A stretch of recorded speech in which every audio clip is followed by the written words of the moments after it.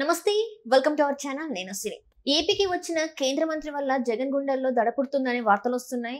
అయితే ఈ అంశాన్ని గురించి మనకి క్లుప్తంగా వివరించడానికి మనతో పాటు ఉన్నారు ప్రముఖ సీనియర్ జర్నలిస్ట్ డివిఎస్ గారు. నమస్కారం సార్. నమస్తే సార్, ఇప్పుడు కేంద్రం నుంచి ఒక మంత్రి రావడం వల్ల ఏపీలో జగన్మోహన్ రెడ్డి గారి గుండెల్లో దడపుడుతుంది అని చెప్పేసి అయితే మనకు వార్తలు వస్తున్నాయి. ఇంతకు అసలు ఏం జరిగింది సార్?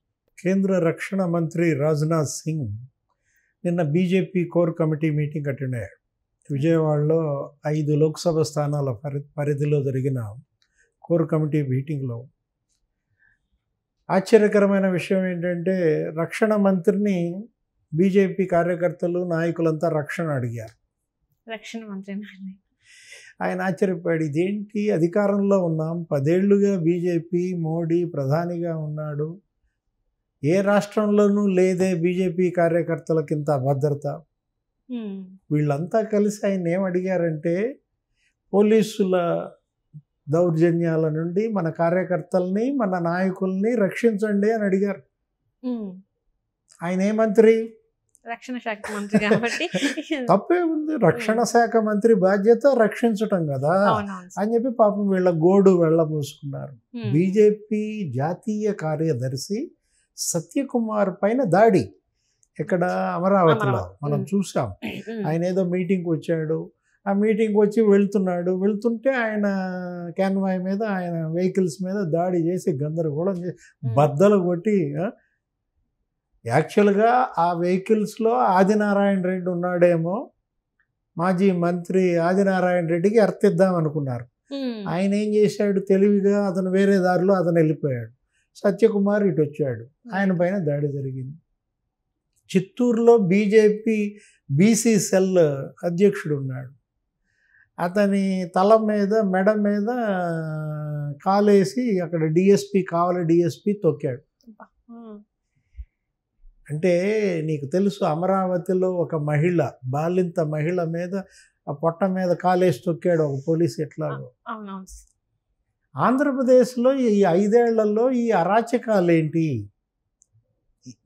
అసలు కేంద్రంలో అధికారంలో ఉన్న పార్టీకే భద్రత లేదంటే, వాళ్ళ నాయకుల్ని వెంటబడి కొడుతున్నారంటే, తప్పుడు కేసులు.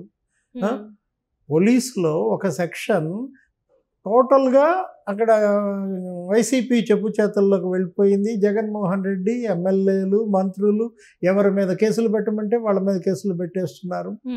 జర్నలిస్టుల మీద కేసులు. ప్రధాన ప్రతిపక్షాలన్నీ అల్లకల్లోలం కదా. గత 5 ఏళ్లుగా మాజీ ముఖ్యమంత్రినే జైల్లో పెట్టేశారు, మాజీ మంత్రుల్ని జైల్లో పెట్టేశారు. తెలుగుదేశం మీదే 70,000 మంది మీద కేసులు. జనసేన అధ్యక్షుడి మీద కేసు మొన్న చూసావు, పవన్ కళ్యాణ్ మీద కేసు పెట్టారు.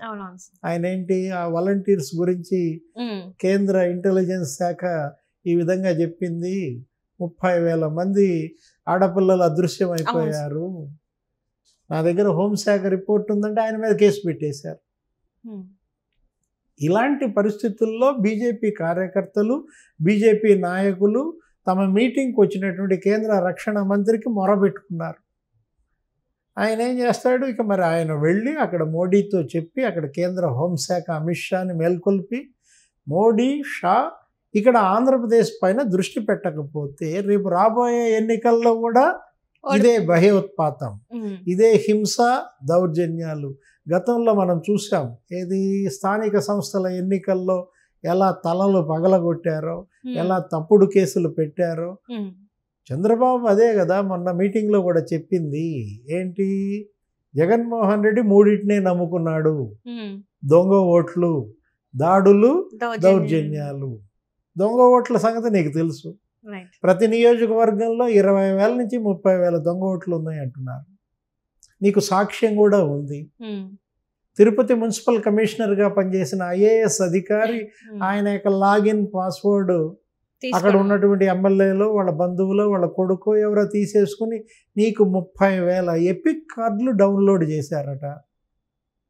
వాటికి డూప్లికేట్లు తయారు చేశారు, ఫోటోలు మార్చేసి ఎవరో పేరు మీద ఈ ఫోటోతో కొత్త డూప్లికేట్ ఐడీలు.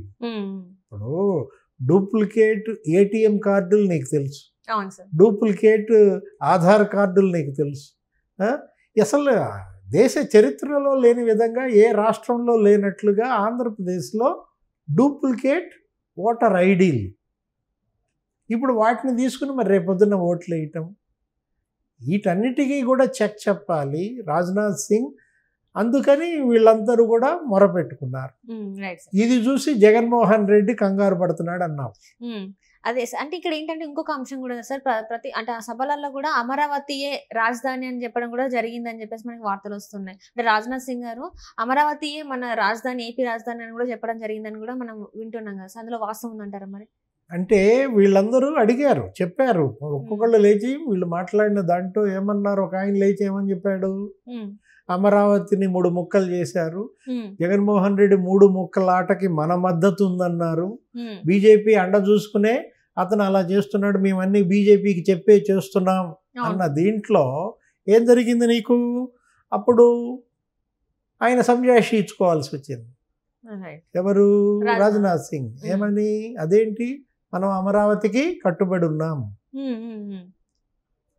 ఏకగ్రీవ తీర్మానం చేశాం, రేపు పవర్లోకి వచ్చేది కూడా మనమే, అమరావతి రాజధానిగా ఉంటుంది అన్నాడు.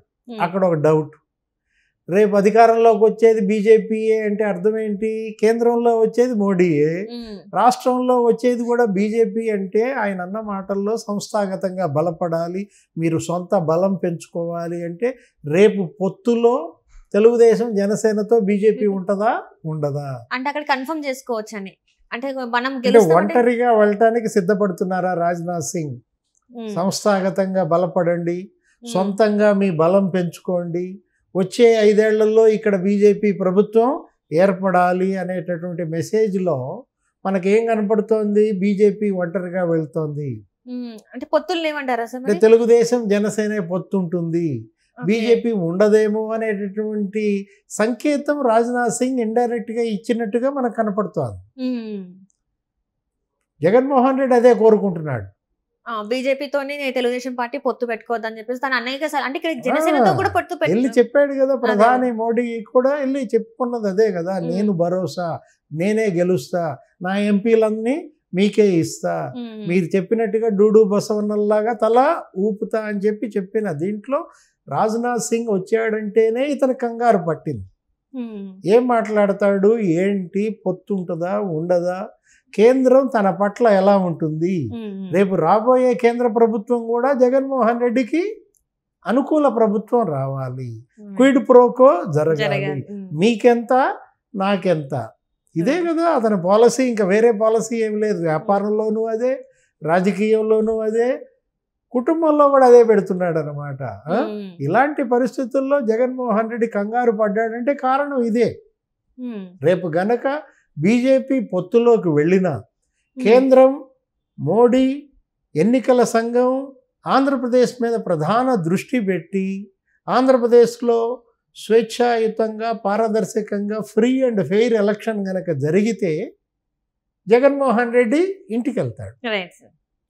అలాంటి పరిస్థితి ఆయన కోరుకోవట్లేదు. తన దాడులు సాగనివ్వాలి, తన దౌర్జన్యాలు కొనసాగించాలా, డబ్బు వెదజల్లాలా, పోలీస్ తన చెప్పు చేతల్లో ఉండాలి, ఎన్నికల సంఘం జగన్ చెప్పినట్టుగా వినాలి, ఈ దొంగ ఓటర్ ఐడి కార్డులన్నీ వాడుకోవాలి, దొంగ ఓట్లు వేసుకొనివ్వాలి, మళ్ళా దొంగల స్వామ్యం తేవాలనేది అతని ఎత్తుగడ. నిన్న జరిపిన ఆ వర్క్షాప్లో కూడా అదే చెప్పాడు. ఏమని? ప్రతి బూత్లో మన సైన్యం సిద్ధంగా ఉండాలి, 3 సైన్యంలో ఉండండి, బూత్ను ఆక్యుపై చేసుకోవడానికి సిద్ధంగా ఉండాలి, ఆ బూత్లో పడే 60% ఓట్లు మనమే కావాలి అని ఆయన దిశానిర్దేశం చేశాడు. ఇది దిశానిర్దేశం కాదు, దౌర్జన్య నిర్దేశం అన్నావు. వాళ్ళందరూ కూడా కాలకేయులు కాదు, నీలికేయులు అన్నారు.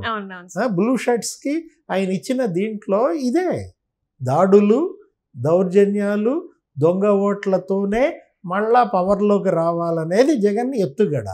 దాన్ని తెలుగుదేశం, జనసేన ఎంత మేరకి చిత్తు చేస్తాయి వేచి చూడాలి.